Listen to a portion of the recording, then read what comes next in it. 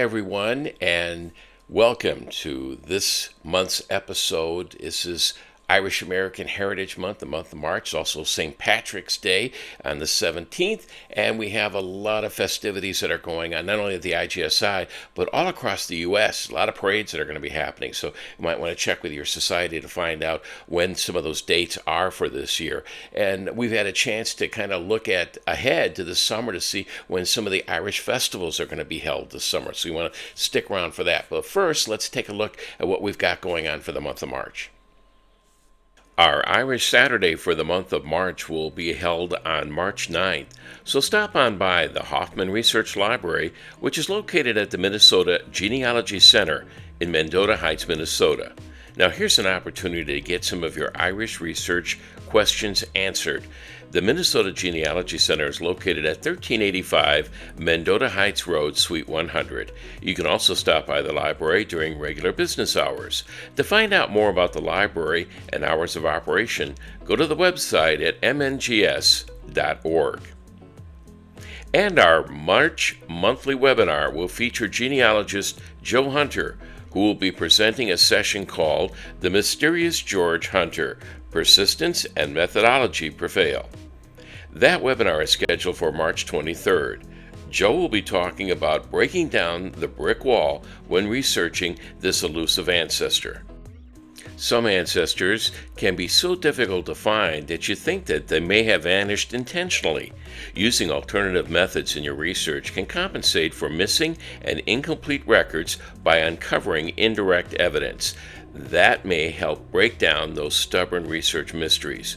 By applying the Genealogy Proof Standard, Joe will discuss how to establish the building blocks for approaching a brick wall challenge, a concise research hypothesis, plan and strategy, the value of a timeline, and solid citations along the way.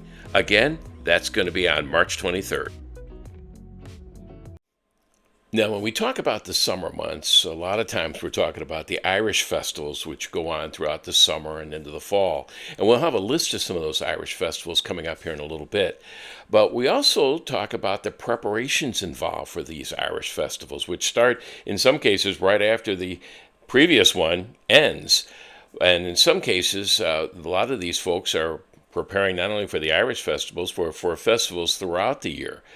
And we had a chance to talk to some of them as they start their preparation for the upcoming year. Mary Jo Gerlach is the coordinator in the genealogy area for the Milwaukee Irish Fest, and that falls under the umbrella of Celtic Milwaukee Group. Now, she told me that they started preparations for the 2024 festival, which is actually going to be in the middle of August. Although the actual planning didn't begin until the beginning of the year, they were actually talking about things to improve the 2024 festival right after last year's festival. There's a planning team, just like probably every other area. But for genealogy, we have a planning team of about 7-8 people. And we start right after the first of the year. Well, actually, I guess we can say we start right after the last fest ends with, what went right, what didn't, what do we look for in the future, what do we need for next year. But the team actually started to meet right after the first of the year. And anything different that we can expect for the upcoming year compared to what we've seen in the past? Have things changed since the pandemic, or so without giving away anything? Yeah. No, that's okay. We've rearranged some things. We have our own tent in the cultural area of Milwaukee Irish Fest, and which is different than a lot of festivals. A lot of festivals just have one big tent for their cultural area, and genealogy gets a little corner. Luckily, we get a tent, so we have the opportunity to put displays, have plenty of room for people to mill around and ask questions. And so our displays, or what we started or changed up last year, two things. Was we developed a display of how did your Celtic ancestors get to the Midwest? Most of the people that attend Milwaukee Irish Fest come from the Midwest, Wisconsin, Minnesota, Iowa, Illinois, Indiana, Ohio. That's where we see the majority of people coming. And so we had maps and stories about how ancestors got to the Midwest and the maps of different travel routes. And then, as part of that, we did include or asked people who were our visitors to the tent to fill out a card and tell us about their ancestors. So we're going to take this one step further this year. What we're going to do is take that information, collate it, and add to our display. So people will be able to see, okay, the people that came to the fest, this is what they're seeing. And so we're going to take that display and expand on that as well. One of the things that we find is people walk in and say, how do I get started? Right. So, Yeah. and like you said, more families are starting to come. Younger people are coming with multi-generations. And these younger people are asking, how do I get started? What do I do? So being able to support them and offering that as well. So there's lots of music and it's probably, I want to say 15 to 20 stages with smaller stages, bigger stages with music. And then, as I said, we're part of a huge cultural area, and the festival really focuses on music and culture. So there's a lot of opportunities to, learn more about your Irish heritage, or just if you're interested in Irish heritage. Matthew Jones is president of the West Suburban Irish Group, which is in the western suburbs of Chicago. This organization oversees the Naperville Irish Fest and many other events throughout the year. This is the organization's fourth annual Irish Fest, so it's fairly new compared to some of the other Irish festivals around the country.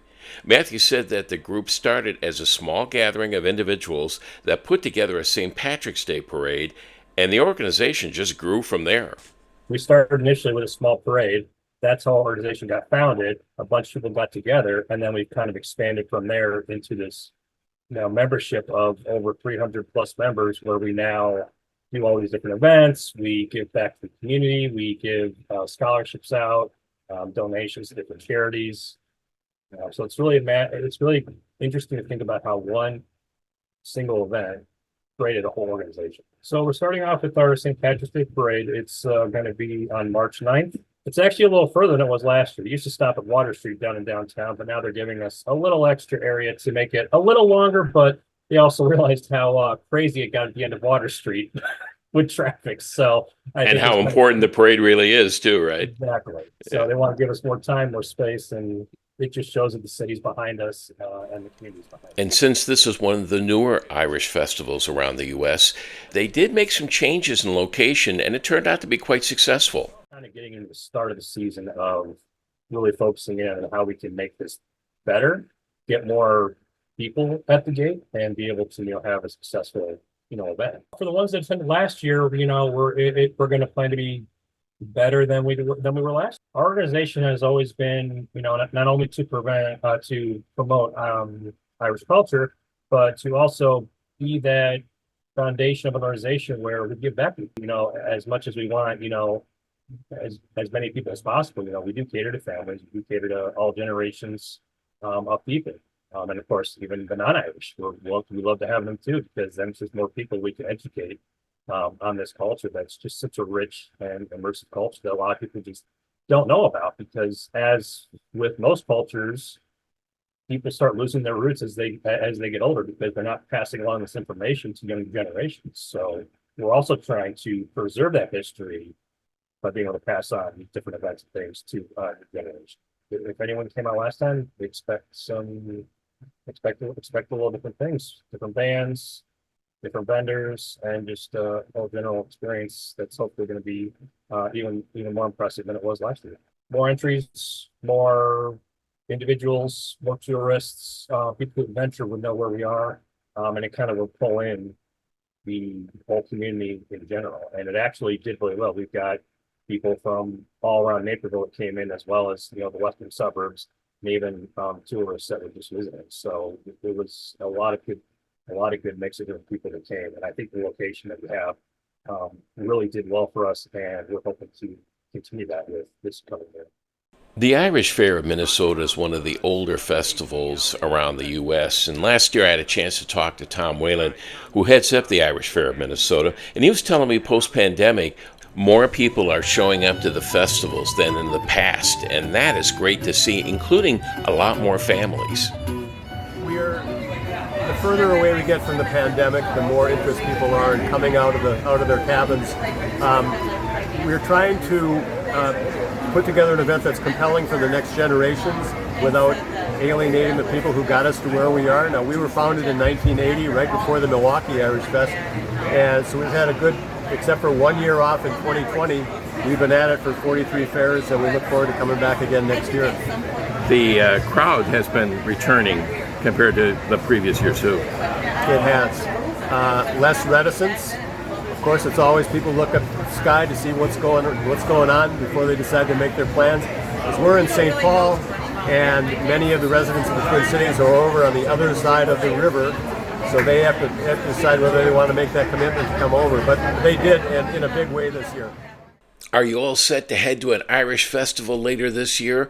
Or maybe you've never been to one before, but you're thinking of attending your very first Irish festival. Well, here's the list that we have throughout the U.S.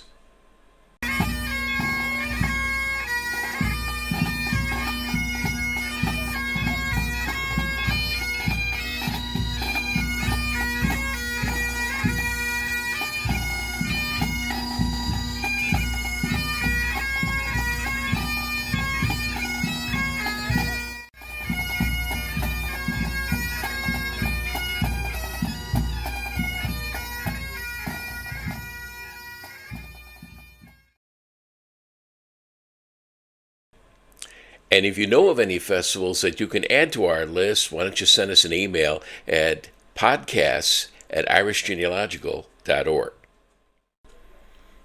Now, March is Irish American Heritage Month, and there's a lot of activities, and including all the St. Patrick's Day parades that are going to be held in the month of March. So be sure to check with your local society and find out what those dates are. In the meantime, we do have a special announcement to make.